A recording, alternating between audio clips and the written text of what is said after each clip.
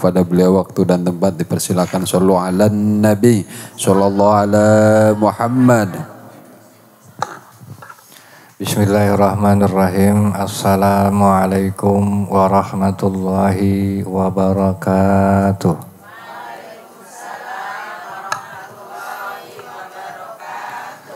Alhamdulillahilladzi an'ama ni'matan liman wal islam wa ashhadu an la ilaha illallah wahdahu la syarikalah wa ashhadu anna Muhammadan abduhu wa rasuluh la nabiyya ba'dah. Allahumma salli wa sallim wa barik ala sayyidina Muhammadin wa ala alihi wa sahbihi ajma'in, amma ba'du. Allahumma rabbi syrah li sadri wa yassir li amri wa hlul 'uqdatam min lisani yafqahu qawli. Allahumma arinal haqqa haqqan warzuqna ittiba'ah wa arinal batila batila warzuqna ijtinabah. Alhamdulillah, puji beserta syukur marilah sama-sama kita panjatkan kehadirat Allah Subhanahu wa taala yang telah memberikan kepada kita nikmat sehat, hidayah dan taufiknya sehingga kita bisa kembali mengkaji, mentadaburi isi daripada kandungan Al-Quranul Karim, yang insyaallah pada kesempatan kali ini kita melanjutkan surah Yusuf ayat ke-95. Dan begitu juga salawat beserta salam tidak lupa marilah kita limpah curahkan kepada Nabi kita Muhammad sallallahu alaihi wasallam. Para ibu yang saya hormati dan mudah-mudahan Allah memuliakan, di ayat ke-95 ini masih berkaitan dengan ayat yang sebelumnya, yaitu di mana di ayat sebelumnya disebutkan bahwa ketika orang atau anak-anaknya Nabi Yakub itu udah mulai kembali ke kampung halaman negeri Kan'an, maka ketika mereka udah keluar dari kota Mesir, itu Nabi Yakub mengatakan bahwa dia udah mencium daripada baunya Nabi Yusuf gitu. Nah, lantas mengomentari tentang hal ini, maka keluarga Nabi Yakub bilang, sebagaimana di dalam surah Yusuf ayat ke-95 ini, A'udzubillahi minasyaitonirrajim. Qalu, mereka berkata, Tallahi innaka lafi dhalalikal qadim. Mereka berkata, Tallahi, demi Allah, innaka, sesungguhnya engkau, lafi dhalalikal qadim, masih dalam kekeliruanmu yang dahulu. Nah, di dalam tafsir ini Syekh Sa'rawi mengatakan wa ka'annahum qad mallu hadisahu an Yusufa. Seolah-olah mereka telah bosan dengan pembicaraannya tentang Yusuf. Wa a'radu ala kalamihi qailinalah, dan berpaling dari Nabi Yakub seraya berkata, ila mata satazallu ala dhalalik, sampai kapan kamu akan tetap dalam kesesatanmu. Tuh. Nah, jadi Bu, karena saking udah bosen dengar harapan, keluhan, ya kan, rintihan terhadap kerinduan daripada anaknya, sampai yang nungguin, yang keluarga Nabi Yakub juga udah bosen dengarnya.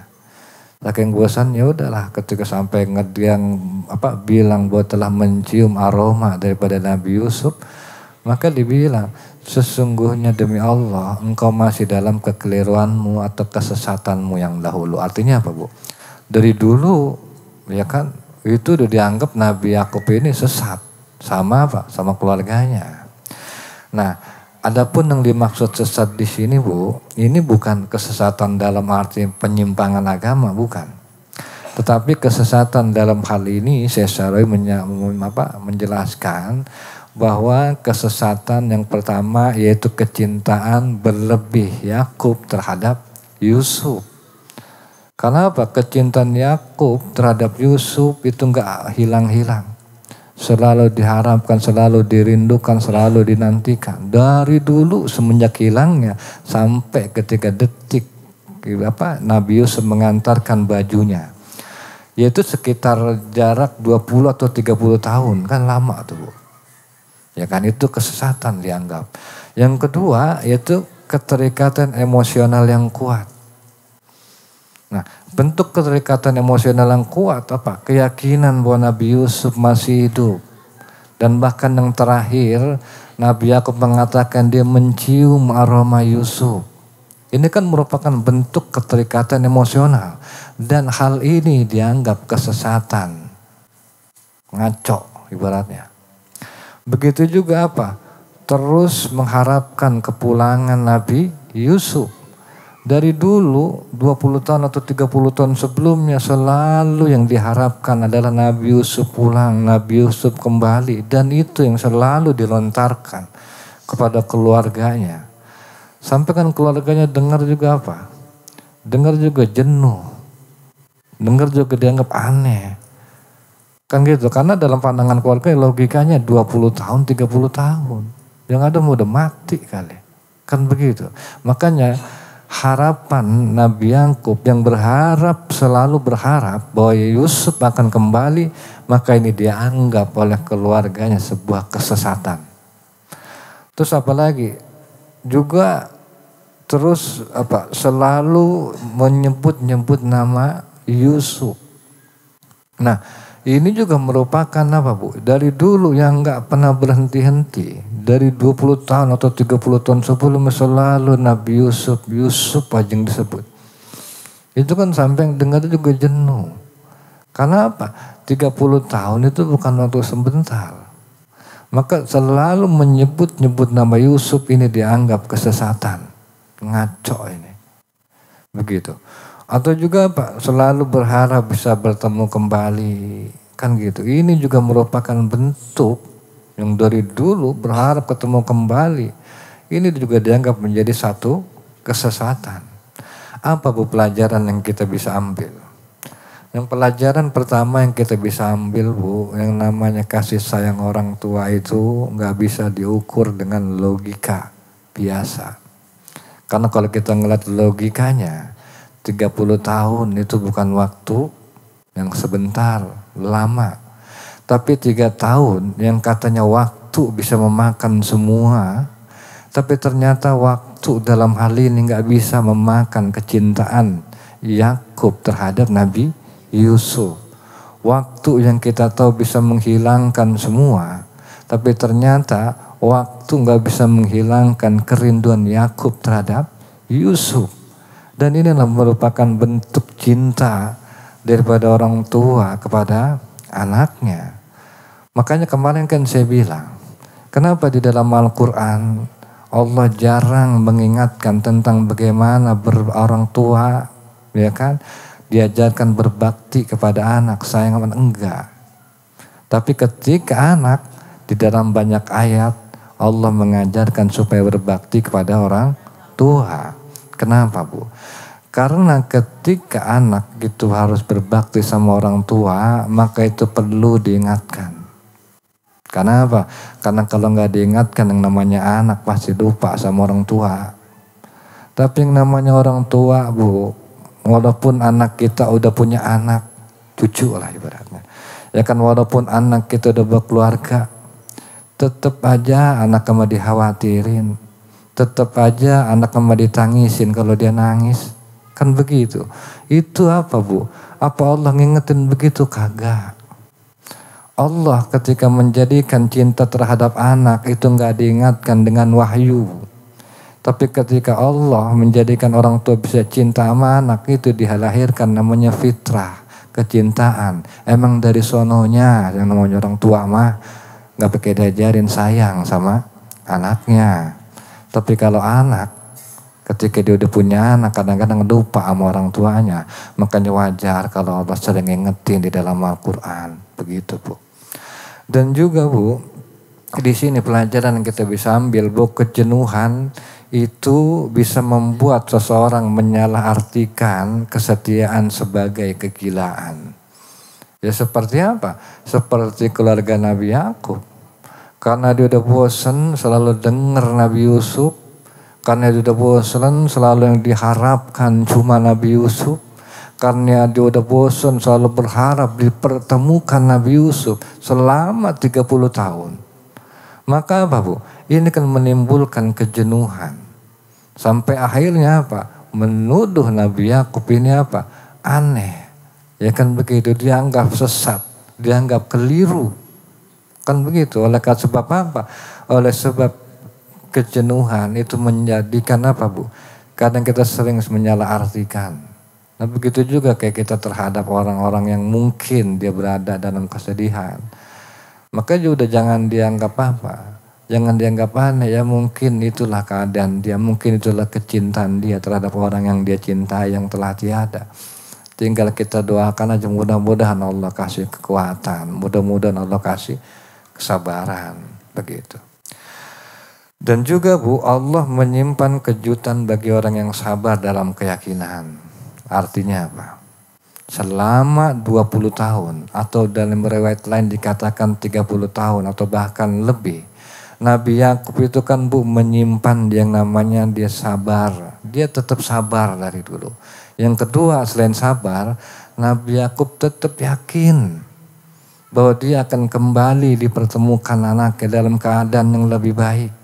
Selama puluhan tahun dia tetap sabar, dia tetap yakin. Akhirnya apa, Bu? Allah berikan kepada Nabi Yakub kejutan bahwa kesabarannya, bahwa keyakinannya itu enggak sia-sia. Begitu. Akhirnya di kelanjutan ayat Allah Subhanahu wa taala berfirman, "Falamma anja al-basaru alqahu ala wajhi." Maka tatkala telah tiba pembawa kabar gembira itu, maka apa? Alqahu ala wajhi, diletakkannya baju gamis itu ke wajah Nabi Yakub. Fartadda basiran. Maka apa? Maka kembalilah Nabi Yakub bisa melihat. Qala, lantas Nabi Yakub berkata, "Alam aqul lakum inni a'lamu minallahi ma la ta'lamun." Tidakkah aku katakan kepadamu bahwa aku mengetahui dari Allah apa yang tidak kamu ketahui. Nah akhirnya Bu, utusan yang dibawa, yang disuruh tadi Nabi Yakub suruh bawa bajunya, yang namanya nantinya bajunya Nabi Yakub atau gamisnya Nabi Yakub itu diusapkan ke muka ayahnya. Akhirnya datang Bu, diusapkanlah itu baju gamis daripada Nabi Yusuf. Ketika selesai diusapkan itu gamis Nabi Yusuf ke wajah Nabi Yakub, maka apa? Nabi Yakub akhirnya bisa ngelihat lagi. Begitu. Nah pelajaran yang pertama yang kita bisa ambil bahwa baju Nabi Yusuf itu sebagai sarana wasilah. Nah kembalinya penglihatan Nabi Yakub Bu, itu bukan karena baju itu punya kekuatan khusus, bukan. Tetapi apa? Karena Allah perintahkan melalui wahyunya Yusuf supaya apa? Agar baju itu dijadikan perantara. Nah begitu kan kita lihat baju ini nggak seberapa Bu, sekedar baju gamis. Artinya apa? Wasilah terkadang sih nggak seberapa, kecil wasilahnya. Tapi apa Bu? Ternyata Pak besar efeknya. Artinya kayak kita dalam hidup, jangan pernah meremehkan wasilah. Selama wasilah itu adalah bagian dari apa yang Allah perintahkan. Karena wasilah kecil bisa berefek apa Bu? Bisa berefek jalan keluar yang besar. Apa Bu contoh-contoh wasilah yang Allah ajarkan? Contoh, kayak misalnya senyum. Allah ajarkan kepada kita kan senyum, misalnya sama orang tuh harus ramah, sama orang tuh harus sopan misalnya kan gitu. Itu wasilah Bu. Wasilah Allah ajarkan ketika kita bertutur harus baik. Nah dari senyum tadi emang gak seberapa, kita pakai wasilah.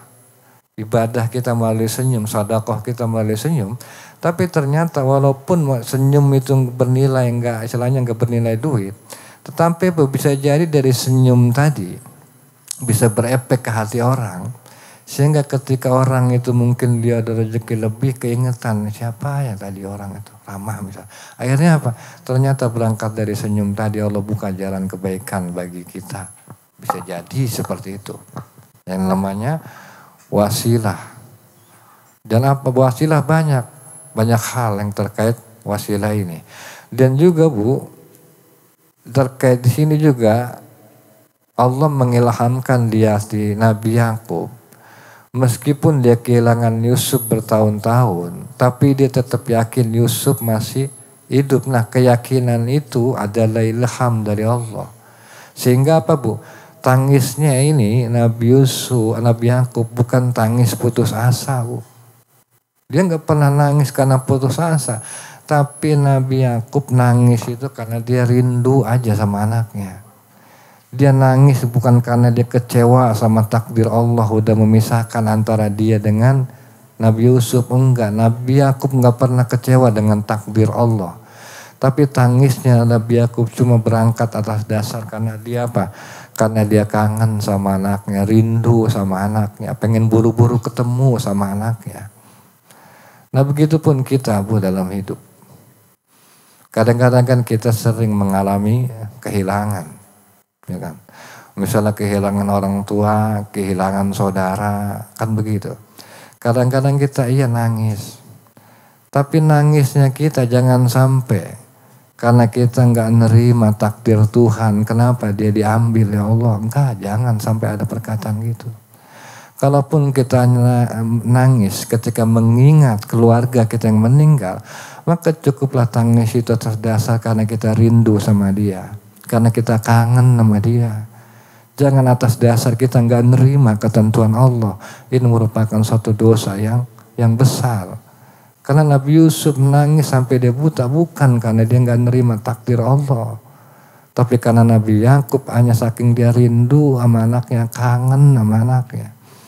Terlebih kan hilangnya Nabi Yusuf dari Nabi Yakub itu, Bu, masih usia kanak-kanak. Ya bayangin aja lah kita kehilangan anak kita kecil, yang dia tuh masih butuh kasih sayang, yang dia tuh masih butuh perhatian. Toto anak kita hilang. Itu udah sakitnya, ya kan, sedihnya udah kayak apaan tahu.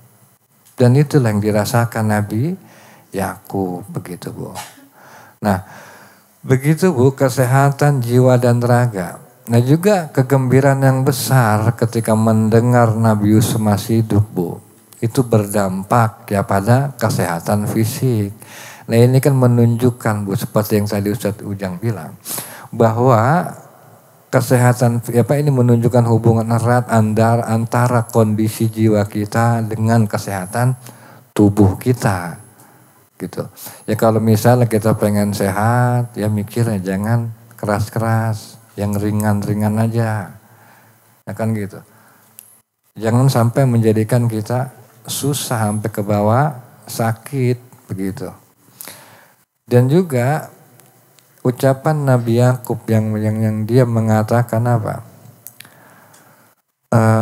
Qala alam aqul lakum inni a'lamu minallahi ma la ta'lamun. Bukankah telah kukatakan kepada kamu bahwa aku mengetahui dari apa yang tidak kamu ketahui. Nah, jadi, Bu, ucapan ini bukan karena dia merendahkan anak-anaknya. Karena kan anak-anaknya sebelumnya nuduh dia sesat, ya kan? Anak-anaknya menuduh dia aneh. Nah, terus ketika ternyata kebukti ada utusan atau anak-anak yang lain bawa baju daripada Nabi Yusuf dan diusap, akhirnya mereka bisa ngelihat, ya kan? Artinya kan kerinduan, ya kan, harapan Nabi Yusuf yang selama ini mereka tuduh aneh, yang selama ini mereka tuduh sebagai sebuah kesesatan, ternyata bukan. Dan akhirnya Nabi Yakub bilang apa? Bukankah telah aku katakan kepada kamu bahwa aku mengetahui dari Allah apa yang tidak kamu ketahui, gitu. Artinya ya ternyata benar gitu. Selama ini yang diharapkan, yang diinginkan Nabi Yusuf itu bukan apa? Bukan harapan kosong, tetapi benar-benar terwujud jadi sebuah kenyataan. Dan akhirnya apa, Bu? Ketika dia udah ngeliat nih kenyataan keluarga Nabi Yakub, ketika ngeliat kenyataan ternyata benar Nabi Yakub ini. Akhirnya mereka bilang, mereka berkata, anak-anaknya daripada Nabi Yakub, ya abana, wahai ayah kami, istaghfir lana, mohonkan ampunan bagi kami. Dzunubana inna kunna khati'in. Terhadap dosa-dosa kami, sesungguhnya kami orang-orang yang bersalah. Artinya apa, Pak? Artinya akhirnya udah ketahuan tuh bahwa selama ini dari 30 tahun yang lalu yang menjadikan Nabi Yakub hilang adalah ulah mereka. Itu dimana mereka melemparkan Nabi Yusuf ke sumur yang gelap. Ini ulah mereka. Dan pada hari itu akhirnya mereka mengakui, wahai Bapa kami, kan gitu, mohonkan ampunan bagi kami terhadap dosa-dosa kami. Sesungguhnya apa? Sesungguhnya kami adalah orang-orang yang bersalah. Artinya mereka mengakui, Bu, bahwa dulu yang menjauhkan Nabi Yakub dengan Nabi Yusuf itu adalah apa? Adalah mereka, gitu. Nah jadi, Bu, dalam ayat ini ada pelajaran yang kita bisa ambil. Yang pertama, pengakuan dosa adalah langkah pertama untuk memperbaiki kesalahan. Kayak kita misalnya punya kesalahan, kalau misalnya kita anak kepada orang tua, maka, Bu, sebelum kalau kita pengen memperbaiki kesalahan, minta maaf dulu. Akui dulu kesalahan kita. Maaf, saya akuin saya salah karena melakukan ini dan ini. Kan begitu, akuin dulu. Begitu juga kan kita terhadap Allah. Sekarang bagaimana kita bisa dikatakan taubat? Taubat itu kan artinya kembali. Tapi kita nggak pernah mengakui kesalahan kita sama Allah itu apa. Kan gitu. Sekarang bagaimana mau kembali kalau kesalahan kita nggak pernah diakuin. Akuin dulu kesalahan sebelum kita memperbaiki kesalahan tadi.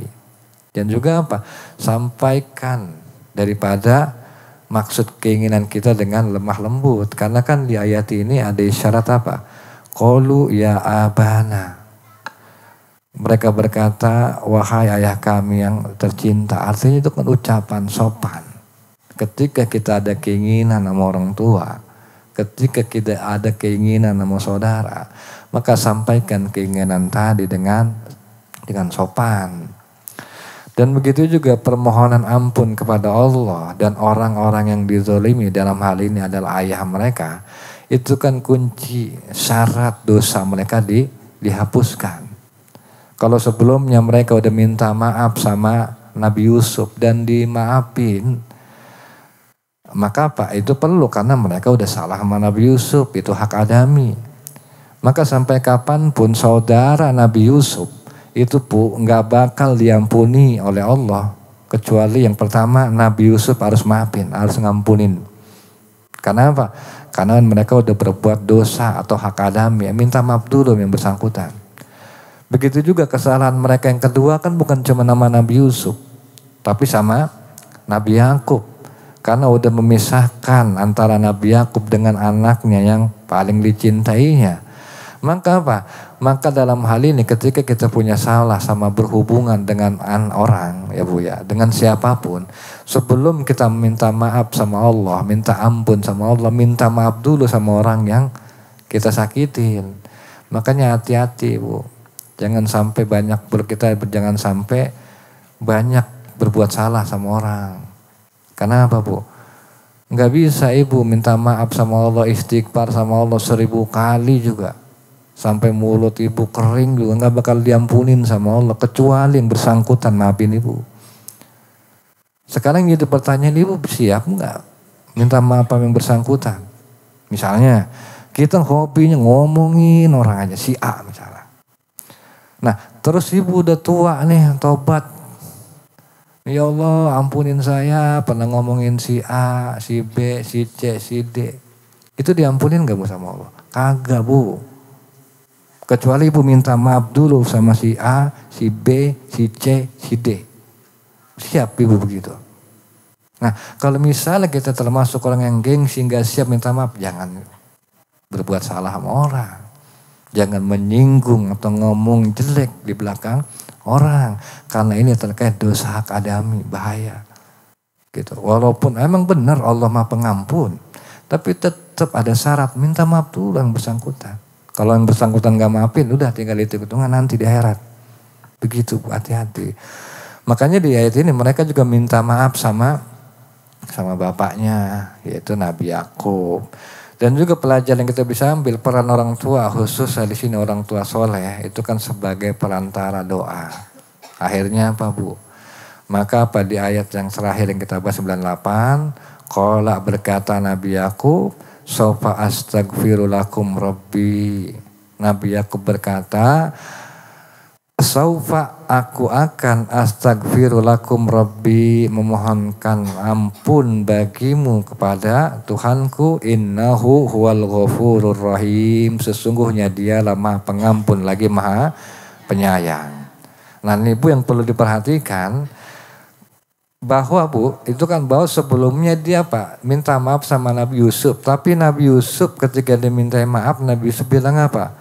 Qala la tasriba alaikumul yaum, pada hari ini tidak ada celaan terhadapmu, yaghfirullahu lakum. Kan begitu. Mudah-mudahan Allah mengampunimu, wa huwa arhamur rahimin, karena dialah Allah maha pengasih lagi maha penyayang. Nah, Nabi Yakub ketika itu enggak bilang saufa, aku akan mengampunimu, enggak. Nabi Yusuf bilang apa? Yaghfirullahu lakum. Mudah-mudahan Allah mengampuni, enggak pakai ada bahasa akannya, Bu. Tapi di ayat ini ketika bapaknya diminta apa? Mendoakan. Bapaknya bilang, qala berkata Nabi Yakub, saufa astaghfiru lakum rabbi. Aku akan memohonkan ampun bagi kalian kepada Tuhanku. Apa Bu, kok ada bedanya? Kalau Nabi Yakub langsung nggak pakai akan, sementara bapaknya Nabi Yusuf langsung, kalau sementara bapaknya Nabi Yakub memakai bahasa saufa, aku akan mendoakan, kan artinya ada jeda tuh, nggak langsung mendoakan. Apa Bu hikmah yang terkandung daripada makna ayat ini? Yang pertama Bu, bahwa Nabi Yakub ketika berkata qala saufa astaghfiru lakum rabbi innahu huwal ghafurur rahim, beliau itu enggak mengatakan aku mohonkan ampun untuk kalian, tapi menggunakan kata saufa, yang mana ini merupakan bentuk penundaan. Maksudnya apa Bu, kok ditunda? Jadi maksudnya Bu, kalau Nabi Yusuf itu kan dia karena dia saudara yang lebih muda, ya otomatis dia kan lebih cepat memaafkan, yang namanya hubungan persaudaraan. Tapi kalau di sini yang namanya Yakub ini kan apa Bu? Sebagai bapak yang dia memiliki hak dan kedudukan yang lebih besar, sehingga apa? Dampak kesolehan apa Bu? Anak-anaknya terhadapnya lebih juga. Dan juga Bu, maksud daripada kata saufa di sini bukan ada maksud bahwa Nabi Yakub ini mau menunda doa, bukan. Tapi maksudnya menurut tafsir ulama bahwa Nabi Yakub menunda ini, yaitu nanti Nabi Yakub akan mendoakan mereka di sepertiga malam ketika sholat tahajud. Maka di situ digunakan kata saufa. Artinya apa Bu? Artinya orang tua ketika dia pengen memberikan yang terbaik. Kan begitu. Dan juga artinya ketika orang tua mau mendoakan anak, mendoakan di waktu yang terbaik. Enggak main asal doain ngampun, enggak. Tapi di sini menggambarkan Nabi Yakub mengatakan sofa, bukan berarti Nabi Yakub mau menunda doa, bukan. Nabi Yakub bukan, tapi Nabi Yakub akan melakukan doanya, akan memohonkan ampun kepada Allah nanti di sepertiga malam, di waktu dijabahnya doa, di waktu dia posisi lagi dekat-dekatnya sama Allah, begitu maksudnya. Dan ini justru menggambarkan Bu bahwa yang namanya orang tua harus seperti itu Bu, terutama kan ibu nih. Ya, seberapapun kita misalnya kecewa sama anak kita, ya kan, kesel sama anak kita, tapi yang namanya orang tua tetap memberikan yang terbaik sama anak, doakan yang terbaik buat anak. Dan juga bukan cuma doakan terbaik di waktu yang terbaik sepertiga malamnya. Karena apa? Karena itulah yang diajarkan Nabi Yakub ketika dia menjadi orang tua, ketika dia menghadapi anak-anak yang memang ketika itu berdosa. Nah, kayak kita kan anak itu mungkin ya lebih parah daripada anak-anak Nabi Yakub tentang kesalahannya, kejelekannya, keburukannya. Maka oleh karena itu juga ya kita berusaha lah, walaupun kita nggak sebaik Nabi Yakub, sesempurna Nabi Yakub, tapi Al-Quran mencontohkan supaya kita ketika jadi orang tua berusaha menjadi seperti Nabi Yakub.